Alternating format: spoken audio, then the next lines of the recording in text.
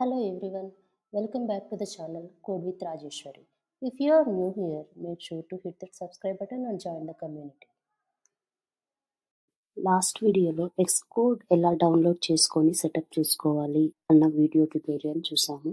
In this tutorial we'll walk through the steps of creating a simple iOS app that displays a label and button using Xcode, and we will design the basic interface that will connect it to the code and run the application on the simulator. So first open Xcode on your Mac and click on create new project option. So దీన్ని click చేయగానే మనకు కొత్త ప్రాజెక్ట్ని create చేయడానికి first step start అవుతుంది. So choose this template name.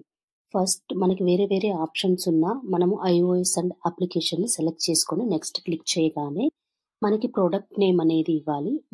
మనం ఇక్కడ product name ఇచ్చే ఫీల్డ్లో ఏదైనా ఇచ్చుకోవచ్చు.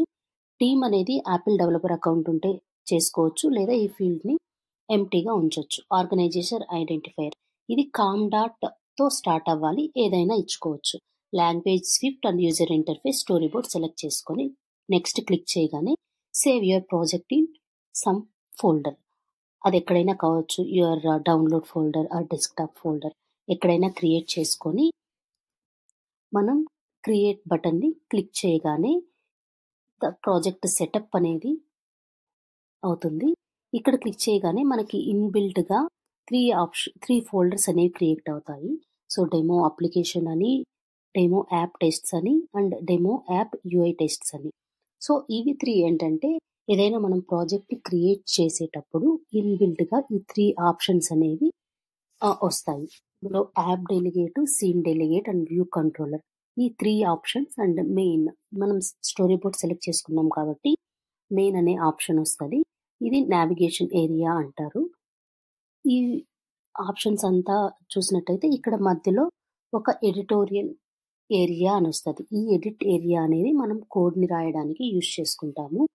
సో ఇక్కడ చూసినట్టయితే మనకి స్టోరీ బోర్డ్ అనేది ఓపెన్ చేస్తే అక్కడ మనం డ్రాగ్ అండ్ డ్రాప్ చేసుకోవచ్చు ఏ ఫీల్డ్స్నైనా. సో ఇక్కడ ప్లస్ బటన్ ఉంటుంది.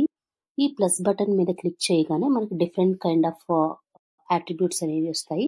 మనం లేబుల్ని కానీ, బటన్ని కానీ, టేబుల్ వ్యూ కానీ ఏ దాన్నైనా మనం డ్రాగ్ అండ్ డ్రాప్ చేసుకోవచ్చు. నేనైతే ఇక్కడ లేబుల్ తీసుకున్నాను. సో లేబుల్ని దాని యొక్క హైట్, విడ్త్ అనేది మనం ఇక్కడ విజువల్గా సెటప్ చేసుకోవచ్చు. సో దీనిలో మనకి డిఫరెంట్ కైండ్ ఆఫ్ యాట్రిబ్యూట్స్ ఉంటాయి. మనం బ్యాక్గ్రౌండ్ కలర్ ఇచ్చుకోవచ్చు. సో టెక్స్ట్ అనేది ఎక్కడ ప్లేస్ చేయాలి అనేది కూడా సెలెక్ట్ చేసుకోవచ్చు. అండ్ నేను బటన్ తీసుకున్నాను. సో బటన్ అనేది క్లిక్కబుల్ కాబట్టి సో ఇందులో కూడా మనకి టచ్ ఈవెంట్స్ అనేవి ఉంటాయి. సో ఈ బటన్కి కూడా డిఫరెంట్ కైండ్ ఆఫ్ ఆప్షన్స్ ఉంటాయి. దానికి మనం బ్యాక్గ్రౌండ్ అని ఇచ్చుకోవచ్చు, దాని యొక్క టైటిల్ నేమ్ చేంజ్ చేసుకోవచ్చు, హైట్ విడ్త్ చేంజ్ చేసుకోవచ్చు. డిఫరెంట్ కైండ్ ఆఫ్ ఆప్షన్స్ అనేవి మనకు ఉంటాయి. ఈ కలర్స్ అనేవి మనం ఓన్గా కూడా సెటప్ చేసుకోవచ్చు. నేనైతే ఎల్లో కలర్ ఇచ్చాను. సో ఈ 2 అయిన తర్వాత ఇక్కడ క్లిక్ చూసినట్టయితే మనం విజువల్గా ఎక్స్కోడ్లో స్టోరీ బోర్డ్లో చూడొచ్చు.